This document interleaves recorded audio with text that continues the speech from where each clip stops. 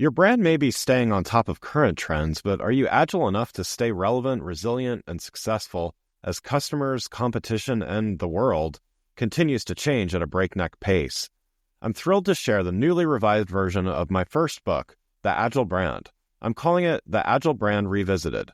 It's been updated to reflect our continually changing world, and it provides 7 principles that form the backbone of an agile brand, offering detailed insights and actionable steps for incorporating them into your business strategy. This is the book that started it all, and I'm excited to share it with you. It's now available in print and digital formats and available everywhere. Learn more by going to the Agile Brand Guide website at www.agilebrandguide.com. Welcome to Season 4 of The Agile Brand with Greg Kihlstrom, where we discuss business agility through customer experience, employee experience, and digital transformation. I'm your host, Greg Kihlstrom. The Agile World podcast is brought to you by TEKsystems, an industry leader in full-stack technology services, talent services, and real-world application.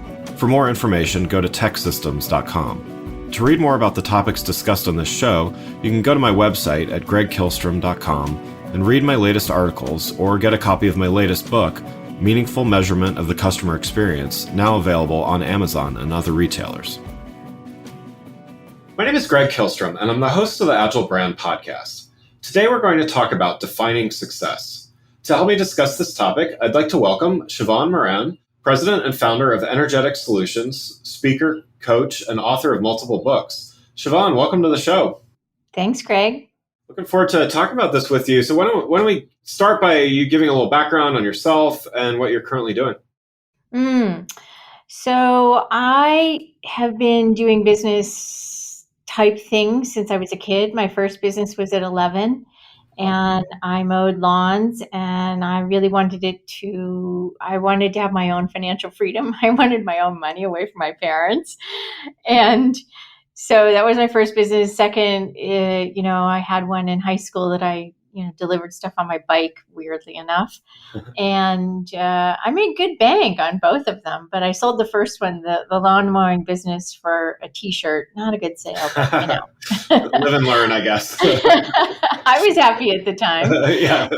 And then I really decided that I didn't understand how my brain worked. And my mom actually, because I was starting to get in trouble, my mom threw me into computer coding school. And so I actually became a geek, and I loved it. And then I went off to college for sales and marketing because I couldn't understand how coding and my introversion was going to help out in the world. I was just it was perplexing how those should mesh and match. And I really got into marketing, then moved along into moving to California. And one of the first companies I worked for here was, now it's a cool term, was an entrepreneur. And they did, computer accessories, the first company that did computer accessories in the world. So we were 12 of us, and then we grew that to about $140 million and sold that to Rubbermaid. Oh. And I was like, I want more of these. I want to do this again and again and again and again. And so I helped 4 companies do that, and then got sick, misdiagnosed, and nearly died from blood poisoning because I loved what I did so much, and decided, life's too short to do this for other people. I have been doing this for other people and helping them really do awesome. Not like I did great, but really do awesome and really turn things around. So I think I'm just going to go out on my own. And so I started thinking about how I got myself and these companies successful, and my sales team successful, and the marketing successful. And I really put this weird thing together that it was all about the energy. This is long before it was a cool word to use. Yeah. But it was really all about the energy. And nobody could really put their finger on it, except they would always bring me in. They would be like, do your thing, Sheevaun. We want you to do your thing. And people would try to hire me away and all these funny things. And like, we need you to do your thing. We don't know what that thing is, but do your thing. And so that's where it really kind of all started. And then when I was recovering, I thought, there's something to this do your thing part. I just have to really put myself out there and figure out what that meant. And, capsulating a long story, but there's a point to this. Because I was healing myself, I was actually building a pharma company at the time, and I realized I didn't believe in drugs. Hilarious, I think, in retrospect. Right. And healed myself, and I thought, huh, I should just share this with others because I bet a lot of people are having pain and problems. And so I just opened healing clinics for free Wow. because I thought this is what you do. You test the market, you just see. And before you knew it, I had 4 healing clinics and people were coming, and we did no marketing or advertising. We put a couple flyers up, and all of a sudden people were flying in and bussing in. And I was like, what Wow. the heck? And we were on the news and all this wild stuff. And then one client said to me that she wanted to pay me. And I thought, okay, sure. And this is the thing that, people don't understand is you really have to make peace with the free and the money and, how this all works. And I realized, oh, I made all of the companies I helped make peace with this. And she said to me, because of the work you've done with me, I have to pay you a lot. And I want you to understand that my husband and my business, which was totally stalled for years before we met you, is all of a sudden blossomed into something amazing. Wow. And I thought, oh, this woo wackadoodle energy stuff. Remember, I'm a coder. So this woo wackadoodle energy stuff, there's something to it if you make it a formula, which I apparently had made it a formula.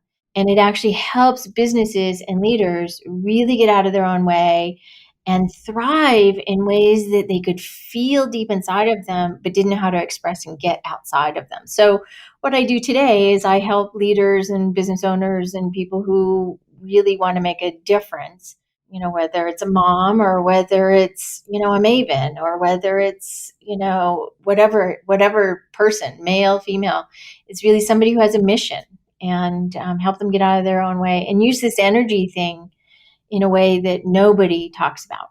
That's great. Wow. Thanks for sharing that. Yeah. So yeah, and you've been at this since age 11 in a matter of speaking. So that's an amazing journey here. Well, yeah. Let's dive in. We're here to talk about this definition of success, which I would imagine even just hearing your story, your definition of success may have evolved over time as well. But why don't you start by defining, as you see it now, how do you define success? Not like most people. Because I had gotten sick and nearly died, I came across to the other side of that thinking, if I just help one person, I will have lived my life's mission. And that's really where I started from. And pretty much today deliver and look to deliver from that. It's very different type of success. Yes, there is a monetary piece. Yes, there is a good monetary piece. I know how money works. I'm very good at that. Right. I'm good at helping people understand how to apply prosperity principles and wonky mindset things that get in the way and where we get stuck and where we don't. But I believe for me, if I can help one person succeed in their life, then they're going to really impact thousands that I will never know about. And, it really sounds super altruistic, but I've had a lot of great loss in my life. And I really just always go back to that. Even if I get on the other side of, yeah, it's about the dollars, or yeah, it's about, how many people. It's really, if I can just help one person really make a difference in their own world today, then I have succeeded and I will have done what I'm here to do. So I go around in the world and do weird things like the post office. They're not always happy people. So I go to the post office, they have new people, and I'm like, oh, I wonder how long it's going to take me to get them to smile and crack a joke. Let's see how far we can go to get them to be happy. And I walk around being this weirdo because I don't think enough people are playing in a space of fun energy and lightheartedness. And fun is where a lot of beautiful things occur. It sounds like you kind of lean on some of the challenges in your own life to try to help others. Is that is that part of the process? Like, is that part of the process for other people and people that you work with as well, is for them to be introspective and kind of look at their own challenges and make change in light of that? Or how do you look at challenge? No, I actually don't think that looking at your own challenges is highly useful, because it actually makes you dig deeper into the problem and create more and a bigger problem from looking at it so fiercely. We're taught how to look at the problem, find the problem, sit in the problem, be with the problem. We're not taught how to be on the other side for the solution. And one of the things that I created the system around is teaching people how it's not black, it's not white, it's not gray. It's like there is another solution. There's an opportunity within the problem. Because if you look at the word problem, it really actually elicits an opportunity for that word. Problem is actually opportunity oriented. Yeah. So we've gotten a little distracted and distorted about how our language plays a role in helping us or hindering us. So I help people look for the things that they didn't know were easy, were safe, were something that was going to help, all of the people on their team show up and shine. A weird example is I was helping a guy who owns a tech company years ago, and he was stuck in a problem for about a year with some coding thing that he was doing. And I said, okay, Jesse, take me in on the phone, and I want to listen to how everybody's communicating in the room. And I want to look at the energy, and I want to see what's happening in the room. And he said, on a video? I was like, no, just take me in on the phone. Just leave me in.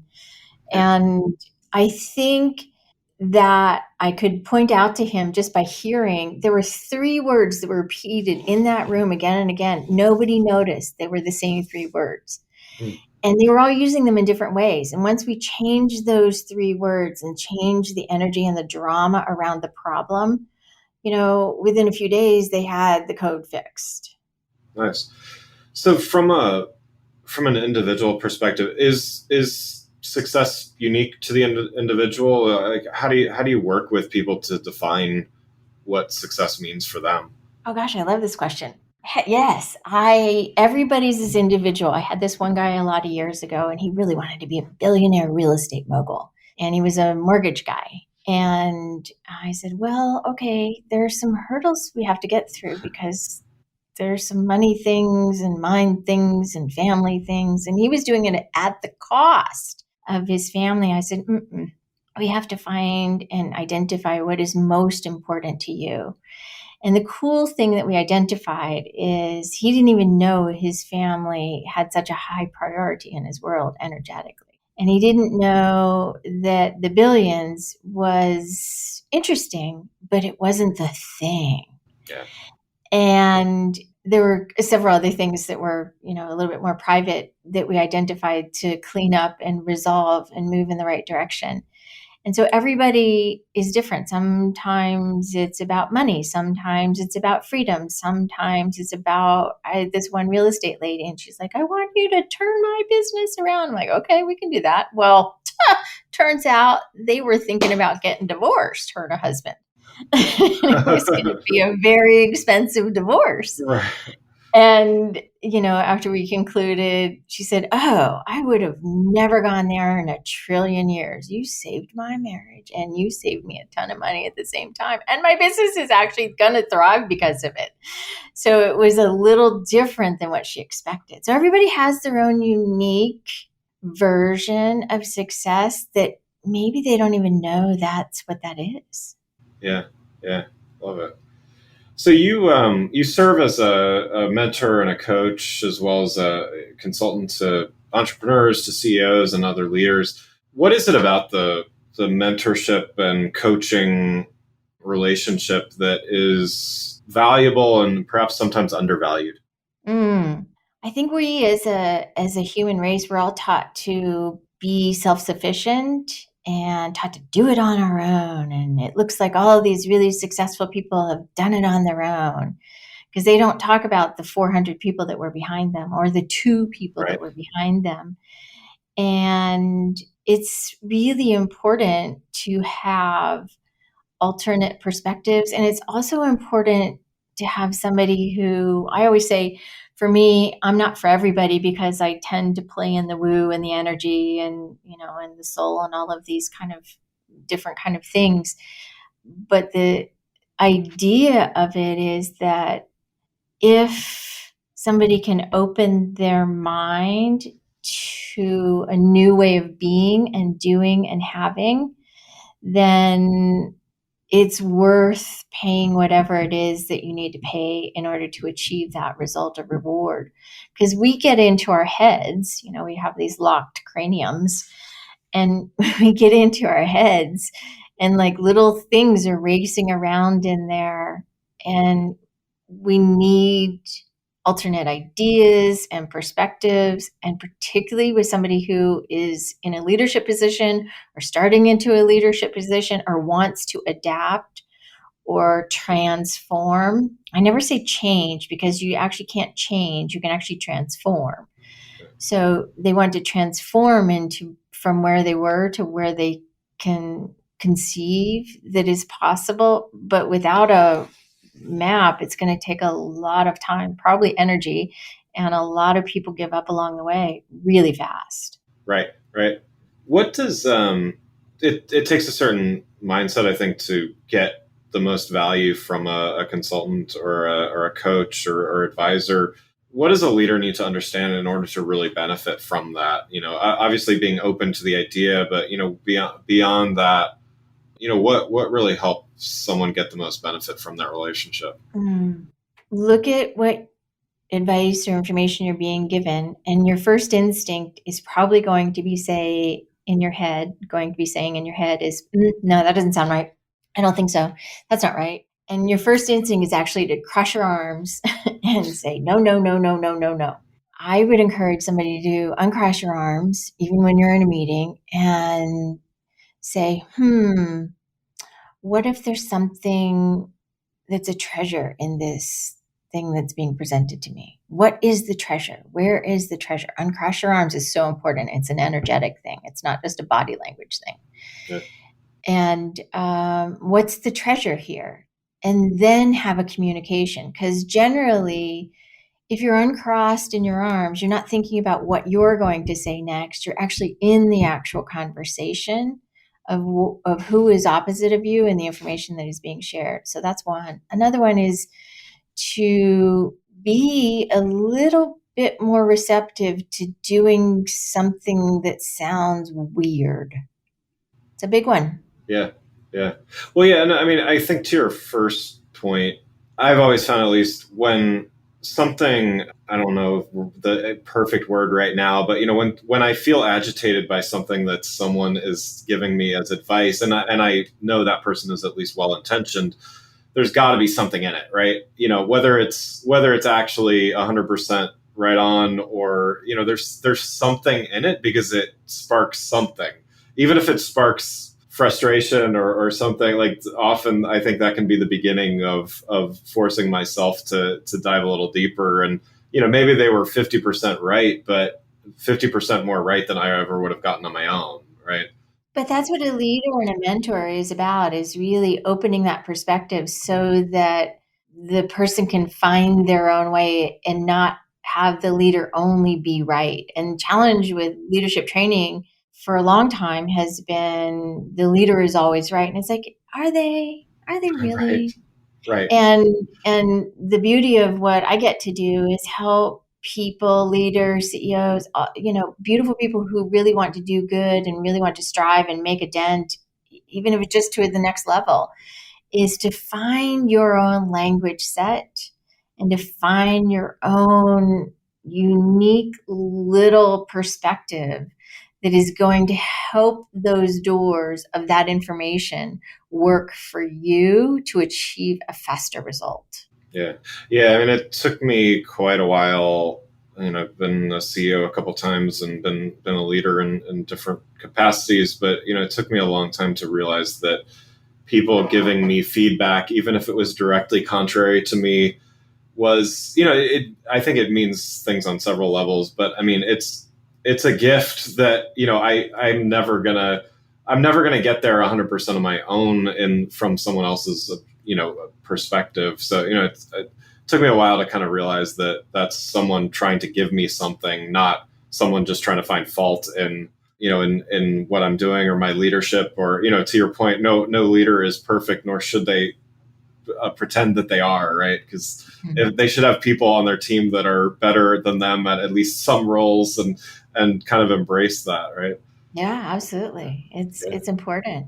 So, what are, in addition to some of these things, what are some of the other roadblocks that leaders have to kind of get out of the way of in order to grow? I think the idea of we have to be super quick to respond. We don't give ourselves enough oxygen. I was having a conversation with a client of mine who just sold his company. And I said, dude, you're trying to create the next thing. This is cool. And we need to create some breath and oxygen in who you are to find out where you're going to land in the next iteration. It's only been 2 months. And I was like, this thing called pressure, you have an addiction. And so we're actually addicted to pressure, and we're not addicted to allowing ourselves to breathe. Now, I had to learn the breathing thing from, nearly dying, and realizing that, every little breath is actually going to bring a lot of flow to my world. Yeah. And so, breathe more. I have a little video series. Maybe I'll give to your folks. It takes them through this little like 30-second breathing technique that really solves a lot of problems. That's great. That's great. Well, one last question before we wrap up. So you've written several books. So I can talk to you as a fellow author.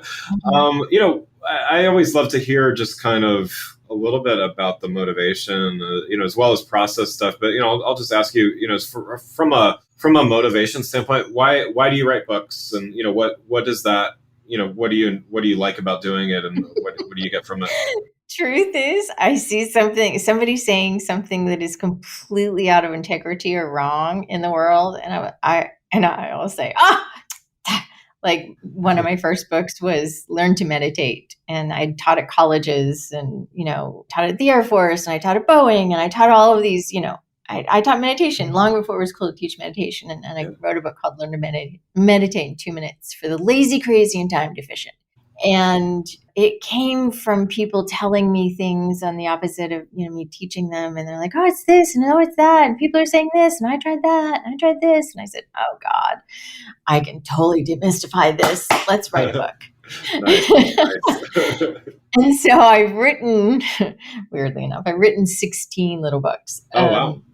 And it's because I see something that is not masterfully communicated. And I am not a master communicator. I'm not saying that. I do have a lot of stuff to say.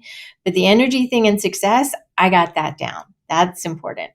Yeah. And it's really about helping people unfold to who they are. And if I can help diffuse or uncomplicate something that I see going on in the world about, oh no, it's much simpler than that. Let's do it. Let's show people how simple that is. And so I get a little frustrated, and then I write a book from it. Nice. No, that's interesting, because not with books. I mean, I've written a couple books, but I do that with writing articles. Like, my clients, I'll run into an issue or, have a problem, and I find myself knocking out again, not a whole book, but a 1,000-word article or something, just based on, wow, I want this person to read this article, because my life this day would have been a lot easier if they just would have read it ahead of time. So yeah, I can empathize a bit. Same thing. I write emails like that, or I'll write a post on one of the social platforms, and right. It will be because somebody said something, or somebody was doing something weird, and I thought, they just need to understand it like this. Nice. That's great. Well, Sheevaun, thanks so much for joining the show. For those listening, what's the best way for them to keep up with you and what you're doing? Oh gosh, go to SheevaunMoran.com. That's spelled SheevaunMoran. V as in Victor, AUNMORAN.com. And then there's three different, it's kind of choose your own adventure, 3 tabs there that, there's an entrepreneur tab, there's a, toolkit tab, and then there's a tab where there's a little video about energy and how that works. But if I can give one more thing, I promised a video, a little training. There's a little training that we've done called Free Kickstarter. Can you believe I got that name? freekickstarter.com. And there are 6 videos in there that are powerful, energetic, transformational tools for any leader to really have a better day. Wonderful. That's great. Yeah, and I'll put a link to that in the on the page as well. Thanks, Greg. Well, thanks. Again, I'd like to thank Sheevaun Moran, President and Founder of Energetic Solutions, for joining the show. Thanks for listening to The Agile Brand with Greg Kihlstrom. Talk with you next week. Thanks again for listening to The Agile Brand with Greg Kihlstrom podcast, brought to you by Tech Systems. If you enjoyed the show, please take a minute to subscribe on your podcast channel of choice and leave us a rating so that others can find the show more easily. You can access more episodes of the show at www.theagilebrand.show. To get a copy of my latest book, Meaningful Measurement of the Customer Experience, visit my website at gregkihlstrom.com. Until next week, stay agile.